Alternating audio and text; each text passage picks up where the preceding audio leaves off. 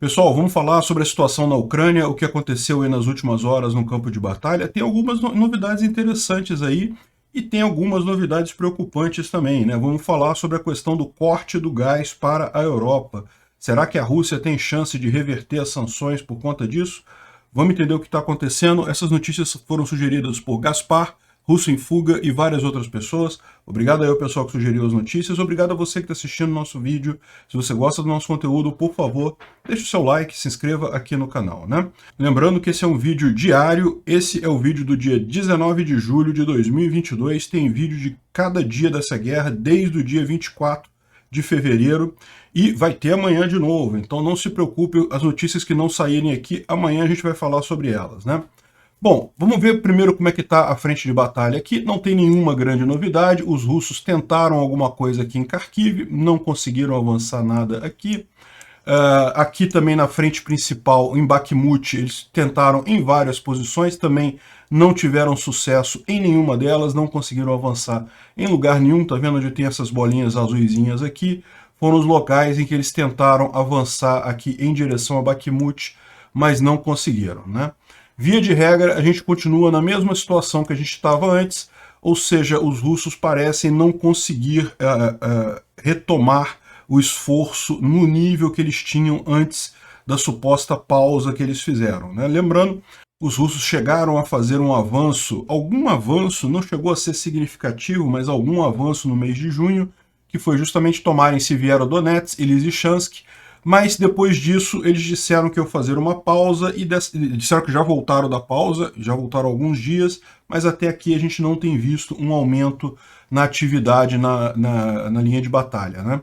Muito provavelmente aquilo que eu falei para vocês, o fato da Ucrânia estar conseguindo destruir os depósitos de munição russos impedem o avanço deles, porque justamente a estratégia que a Rússia vinha usando é justamente usar muito artilharia, muito disparo de obus, de canhão, para poder limpar a cidade, e aí ela conseguia avançar. Sem munição em excesso, eles não conseguem fazer esse tipo de coisa, né? E, como eu já ressaltei também, isso não quer dizer que eles não vão conseguir avançar mais, mas que a logística deles está se complicando cada vez mais. A tendência é que eles tenham menos capacidade daqui para frente, né? E a Ucrânia continua atingindo alvos na retaguarda russa. Aqui teve vários depósitos atingidos, mas eu acho que o mais importante é de chamar a atenção para uma novidade bastante interessante, tá? A represa de Nova Kakhovka foi atingida ontem por um míssil ucraniano, bem próximo da usina hidrelétrica que tem ali, né? Nova Kakhovka fica nessa região aqui, essa cidadezinha do lado de cá, e existe aqui uma represa nessa região aqui, né? Essa represa aqui é um dos pontos de passagem que os russos podem usar para sair da margem oeste ou norte do Dnipro, né, do rio, desse grande rio que tem aqui. Então tem toda essa área aqui, ó. Toda essa área aqui está ocupada pelos russos e ele só tem duas passagens. Uma delas é justamente essa represa que foi bombardeada ontem pelos ucranianos e sofreu danos. Não dá para saber, pelas informações que a gente tem, se eles conseguiram de fato destruir. Aqui tem uma linha de trem, tá vendo, que passa por cima da represa, e uma estrada que passa por aqui também. A ideia dos ucranianos provavelmente pode ser destruir essas entidades aqui. Não destruir a represa em si, porque isso causaria danos sérios ali para quem está na jusante do rio, mas destruir pelo menos essas linhas que tem aqui para evitar o trânsito de russos aqui é uma possibilidade. Isso foi essa ação aqui ontem em Nova Kakhovka, tá vendo? É bem perto mesmo, aqui já está represa, eles atingiram alguma coisa por aqui. E também atingiram a ponte de... essa ponte aqui, Antonivka. Essa aqui é a outra ponte que você tem para atravessar o rio de Dnipro nessa região. Então, novamente, só tem essas duas pontes aqui. Tem mais uma ponte ferroviária aqui também, mas é menor.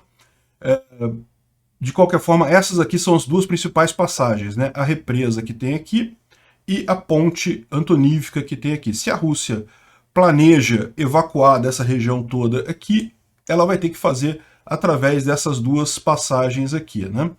E, bom, isso aqui foi o fato que aconteceu ontem. A Ucrânia atingiu a ponte e a represa. Nenhum dos dois parece ter sido golpes definitivos, de tipo destruir completamente. Se você olhar aqui, a ponte tem aqui a visão dela, ó. Ela foi atingida por 2 mísseis que perfuraram a base de concreto dela. Mas você pode ver a ponte continua de pé e continua com tráfego passando ali em cima, né? Ou seja, as pessoas continuam usando a ponte ali. Aí tem um monte de considerações que a gente pode fazer sobre isso daqui, né? Algumas delas são considerações até que não tem a ver com esse caso específico. A gente falou outro dia sobre a questão da Ucrânia destruir a ponte da Crimeia, né? A ponte da Crimeia seria realmente uma vantagem estratégica muito forte para os ucranianos. Porém, como eu falei no vídeo, não é tão fácil assim destruir uma ponte. Você não pode atingir qualquer pedaço da ponte, você tem que atingir em lugares bem específicos. Isso aqui mostra muito bem o que eu disse, né? Ou seja, você atingiu no meio da pista, no meio da ponte, você faz um furo na ponte, mas a ponte não desaba, não destrói, não fica incapacitada, né? Você gera esses furos aqui, ok, isso daqui compromete a estrutura da ponte, evidentemente, mas só esses dois aqui não vão ser suficientes. Se a Ucrânia planeja de fato derrubar essa ponte, ela vai ter que usar muito mais mísseis e tentar atingir lugares muito mais estreitos, né? Justamente, por exemplo, teria que tentar acertar nesses pilares aqui, acertando num pilar desse aqui, ela consegue de fato derrubar totalmente a ponte, né? Mas é muito mais difícil. Repara como é que passa a ser um trecho, você tem que acertar numa situação ali de metro quadrado, né? Enfim, vamos ver se é isso aí que a Ucrânia quer, e isso mostra a dificuldade para a ponte da Crimeia. Agora, a questão é a seguinte, aqui, o mais provável é o seguinte, na verdade, a Ucrânia não queria destruir a ponte de fato ainda. O que ela queria era mandar um recado para os russos. Olha, se vocês pretendem atravessar essa ponte, a ponte e a represa, é melhor vocês fazerem isso logo, porque daqui a pouquinho isso não vai durar muito tempo. A gente tem capacidade de destruir essa ponte à distância, né? Veja, mesmo esse tiro aqui é um tiro de precisão, tá? O HIMARS, para acertar uma ponte assim, tem que ser uma precisão muito grande para acertar onde acertou aqui. Mas para derrubar a ponte vai precisar de mais esforço do que isso. Então, eu imagino que seja essa a ideia deles. A ideia é justamente avisar os russos que a coisa está indo. Talvez eles tenham a noção da dificuldade que eles vão ter mais adiante e voluntariamente saiam dessa região. Seria uma tentativa, não deixa de ser uma tentativa válida. Se eles saírem, evita um monte de luta, um monte de mortes desnecessárias de ambos os lados. Então seria uma alternativa, né?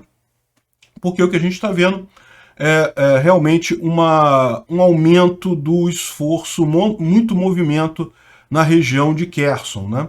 E como a gente falou, existia essa previsão da contraofensiva ucraniana no sul da Ucrânia. Justamente algumas pessoas estavam falando em final de julho, outras pessoas falando em final de agosto.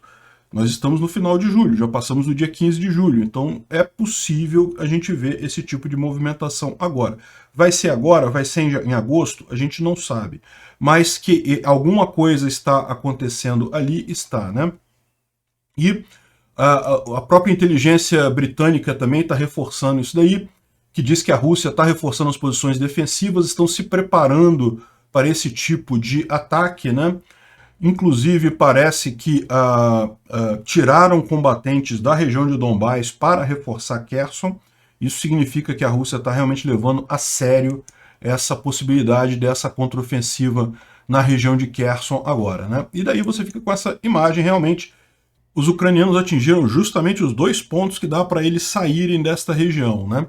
E, lógico, também é interessante para impedir reforço nessa região. Então, se a Ucrânia realmente, digamos, os russos não entenderam o recado, não aceitaram o recado, não saíram da região, os ucranianos podem perfeitamente destruir essa ponte, destruir o acesso à represa. A represa em si não é interessante destruir, mas destruir o acesso a ela certamente. E isso impediria que os russos reforçassem as tropas que estão aqui nessa região. O rio de Dnipro aqui é um rio grande para fazer a travessia. Não é que seja impossível, existem maneiras de se fazer, mas é muito mais complicado sem essas pontes, né? E no final das contas, daí toda essa tropa russa que fica do lado de cá vai ficar presa aqui sem reforço da tropa principal. É quase uma pinça, como os russos tentaram fazer lá em Donbás, né? Aqui também seria feito pelos ucranianos, mas a coisa está promissora realmente, né? Uma outra coisa interessante que foi divulgada ontem foi a lista de áreas possíveis de bombardeio ucraniano na Crimeia. Lembra, a Crimeia é essa ilha aqui no sul, né, que foi tomada pelos russos, e agora estão chegando os ATACMS, que são aqueles mísseis com capacidade de atingir até 500 quilômetros, ou seja, toda essa ilha passa a ser possível de ser bombardeada pelos ucranianos. A gente já falou ontem, os russos já tiraram vários navios aqui de Sevastopol e passaram aqui para Novorossiysk, que é esse outro porto militar que tem do lado de cá, no território russo. Mas ainda existem uma série de ativos militares na ilha, né? E daí o pessoal aqui fez a conta de onde é que está a coisa, e eles estão fazendo até um alerta que, atenção, você ucraniano, porque tem muito ucraniano que mora na Crimeia ainda, né? A Crimeia, ela foi tomada pelos russos, mas tem um monte de ucraniano ali dentro. Então eles estão avisando, olha só, essas áreas vermelhas aí são as áreas que podem sofrer ataque da Ucrânia. Se você morar numa dessas áreas, se você estiver próximo de uma dessas áreas, é bom você tentar não ficar nos próximos dias por aí, porque isso pode não fazer bem para a sua saúde, né? Enfim, essa é basicamente a situação militar que está lá. A gente tem agora outras informações aqui. Ontem saiu uma conversa do Grupo Wagner, né? O Grupo Wagner são aqueles mercenários que lutam a favor da Rússia, a favor do Putin, né? E daí eles fizeram um longo lamento num Telegram, lá num site deles lá. Aqui está a tradução, tem a versão em russo original aqui.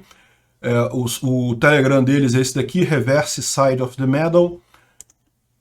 E aqui está a tradução disso daí, né? E o texto é interessante porque o texto mostra uma perspectiva do lado russo da situação do HIMARS, né? E ele começa aqui dizendo que, olha só, que não vai falar sobre a performance, o que está acontecendo, porque ele não quer entregar segredo de guerra e coisa e tal, não vai elogiar a arma estrangeira, mas ele fala assim que uma coisa é inegável, né? Que eles têm, a Ucrânia tinha pelo menos 12 e agora está com 16 sistemas HIMARS. 6 em Dnipro, 2 em Kryvyi Rih, 4 em Zaporizhia, 2 em Kharkiv e 4 em Mykolaiv. Eu não sei se os números são esses não, tá? Mas é o que ele está dizendo que ele acha que a Ucrânia tem. E com relação à efetividade dos sistemas, eu não vou entrar em muitos detalhes, mas parece claro que eles estão conseguindo atingir locais muito importantes, com muita precisão. Eles não estão atingindo campo de batalha, não estão mirando as tropas na frente de batalha, mas mesmo com as defesas antiaéreas derrubando 1/3 dos mísseis dos HIMARS, o resto consegue causar o dano necessário do lado deles, né?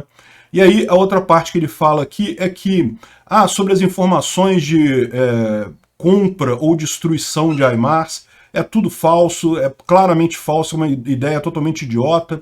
Ele viu uma notícia dizendo que os russos teriam comprado um HIMARS das forças ucranianas, e ele fala que é uma idiotice, isso não tem lógica nenhuma, e que no final ele termina aqui, ó, uma boa parte dos problemas, dos nossos problemas, é devido a essa mania de mentir para nós mesmos, né? Ele termina falando isso aqui, né? E também sobre a destruição do HIMARS, ele fala que não foi destruído nenhum HIMARS ainda, que pode ter certeza que quando for destruído vai ter evidência à vontade, vai ter filmagem, vai ter foto, vai ter tudo. A Rússia não vai deixar passar essa oportunidade no dia que eles identificarem realmente um HIMARS e conseguir destruir. O que tem na internet hoje é falso. Drone propositalmente longe para pegar um outro caminhão qualquer e dizer que é um HIMARS e esse tipo de coisa, né? Enfim, é interessante ver essa perspectiva do lado deles, né? Realmente o HIMARS está fazendo diferença do lado de lá e os próprios caras percebem essa mania russa de mentir sobre tudo, né?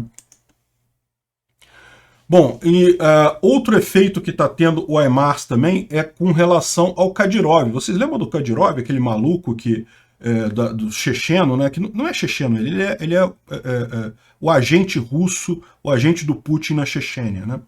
Enfim, ele está querendo agora defesas antiaéreas para a Chechênia, porque ele está ficando preocupado, né? Ele sabe que lá na Chechênia existe muita gente que ainda quer a independência da Chechênia e, por conseguinte, não gosta do Kadyrov, né? Então ele está preocupado, agora ele quer sistemas antiaéreos lá na Chechênia para proteger eles contra os HIMARS e outros milagres dos equipamentos militares americanos, né? Esse cara é uma piada. Ninguém leva a sério o Kadyrov, mas eu não duvido que ele tenha ficado impressionado com o HIMARS, né? Realmente todos nós ficamos.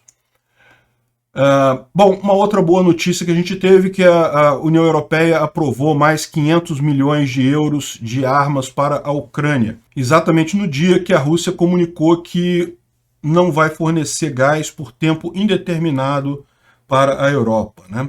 E esse corte de gás para a Europa tem algumas mensagens importantes. Primeiro, é lógico, eles não dizem que estão fazendo isso para punir a Europa ou qualquer coisa que seja. Esse tipo de mensagem, se for passado, vai ser passado por vias secretas, né, por acordos diretos, por telefonemas diretos.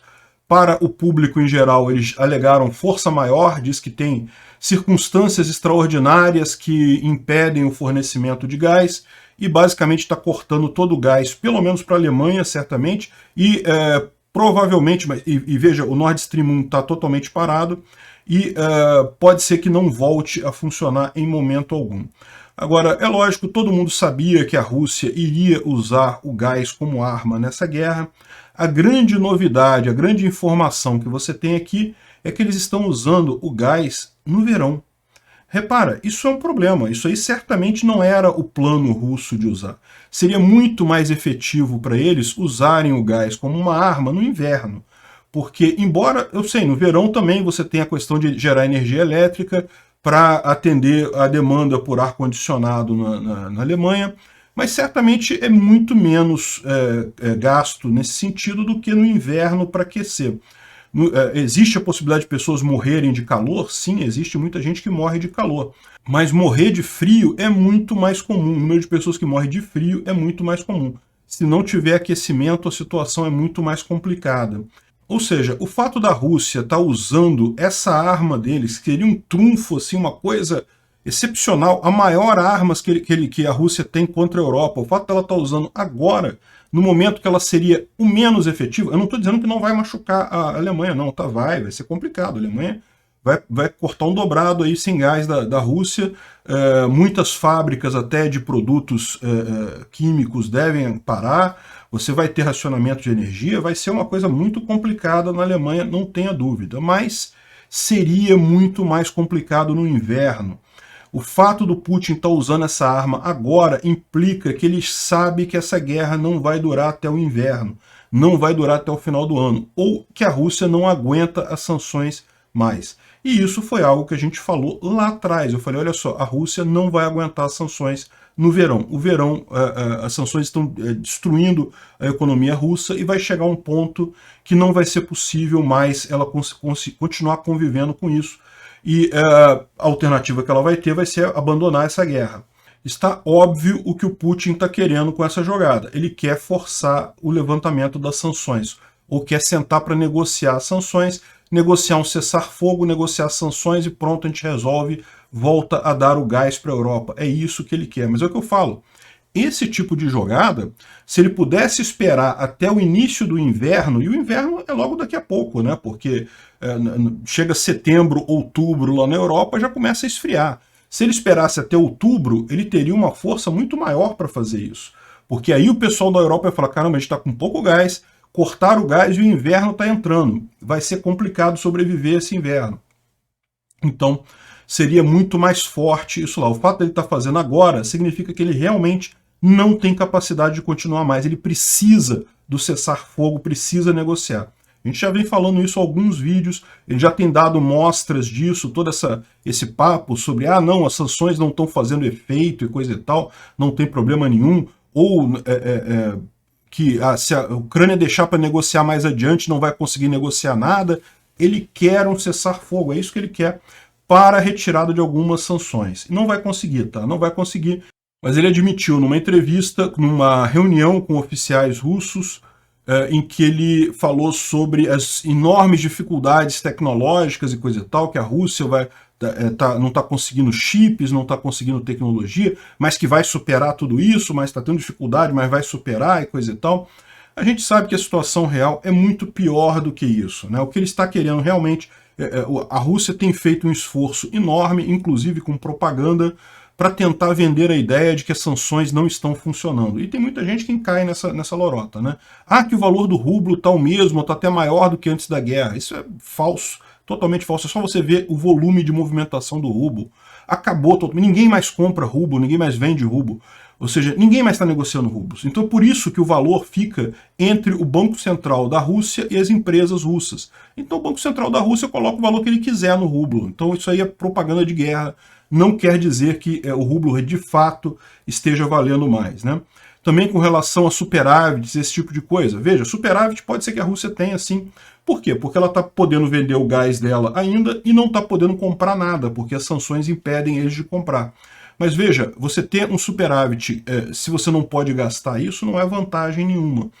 Vai acabar não dando nenhuma vantagem para o país em termos de estratégia militar ou de qualquer outra coisa. Enfim, a gente sabe que a situação na Rússia está muito pior do que eles estão alardeando. Eles querem fazer crer que as sanções não são tão graves assim, justamente para tentar levantar essas sanções, né? Mas a coisa não está colando, não. O pessoal sabe que a situação na Rússia não está boa. Ontem aconteceu mais uma coisa bastante suspeita. Parece que foi revelada uma tentativa de matar o Patrushev. O Patrushev é uma das pessoas que está se movimentando possivelmente para assumir o lugar do Putin no futuro. Então ele é um dos grandes líderes que tem lá por dentro. Muita gente suspeitava que o Patrushev poderia até usar a fragilidade do Putin nesse momento por conta dessa guerra toda para tirar o Putin e entrar no lugar dele. E eu até avisei na época que isso não seria uma coisa boa. O Patrushev não é uma boa pessoa, não é melhor do que o Putin, ia ser a mesma porcaria. Mas, no final das contas, parece que houve uma tentativa de envenenamento do Patrushev lá no Kremlin, né? Ou seja, as coisas estão esquentando lá, a coisa não está fácil por lá, não. Teve ontem o famigerado telefonema entre Bolsonaro e Zelensky. O Bolsonaro disse que o que foi conversado foi segredo de Estado, mas o Zelensky falou o que ele disse com o Bolsonaro. Ele disse que teve uma conversa com o presidente do Brasil, informou sobre a situação no fronte de batalha, discutiu a importância de resumir a exportação de grãos ucranianos para prevenir uma crise global de alimentos provocada pela Rússia e chamou todos os parceiros para reforçar as sanções contra o agressor, né?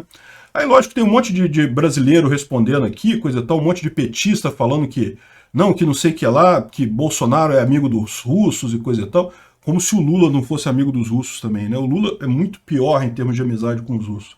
Mas, enfim, o pessoal criticando aqui, mas dá para entender o que foi esse telefonema. Muito provavelmente foi o Zelensky falando sobre a questão das sanções, pedindo algum empenho do Bolsonaro nesse sentido, né? Vamos ver se isso colocou algum juízo na cabeça do Bolsonaro. Mas eu vou falar uma outra coisa para vocês. Você sabe que está havendo uma... Eu falei sobre isso ontem. O Zelensky ele andou demitindo uma boa parte do serviço secreto dele. Tirou um monte de gente do serviço secreto, de pessoas que...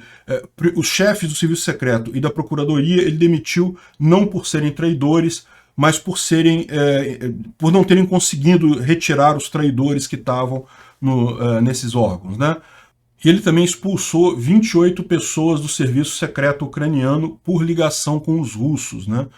E ontem, além dessa mensagem aqui, o Zelensky fez um pronunciamento. E nesse pronunciamento ele falou que também falou com o Bolsonaro acerca das motivações dele para fazer essa limpeza. Explicou por que fez essa limpeza. E eu não duvido nada que tenha rolado alguma informação privilegiada aqui para o Bolsonaro acerca dos agentes russos aqui no Brasil. Não seria nada surpreendente, tá? Eu não tenho nenhuma base para dizer que foi isso, o Zelensky não deixou isso claro de forma alguma, mas não me surpreenderia que ele tenha aproveitado e passado. Ele deu a entender isso na forma como ele falou, no pronunciamento, aqui não, mas no pronunciamento que ele fez, né? E eu não duvidaria nada dele estar falando sobre justamente essas pessoas no próprio governo brasileiro que estariam agindo para afastar Bolsonaro da Ucrânia, do Ocidente e aproximar ele dos russos, né? Bom, vamos ver se Bolsonaro muda o comportamento dele a partir de aqui. Obrigado por assistir o vídeo até o final. Além de curtir, compartilhar e se inscrever no canal, considere se tornar patrocinador com valores a partir de R$ 1,99. Clique no botão Seja Membro abaixo para saber as condições e vantagens de patrocinar o canal. Mais informações sobre o nosso projeto, visite nossos sites indicados na tela.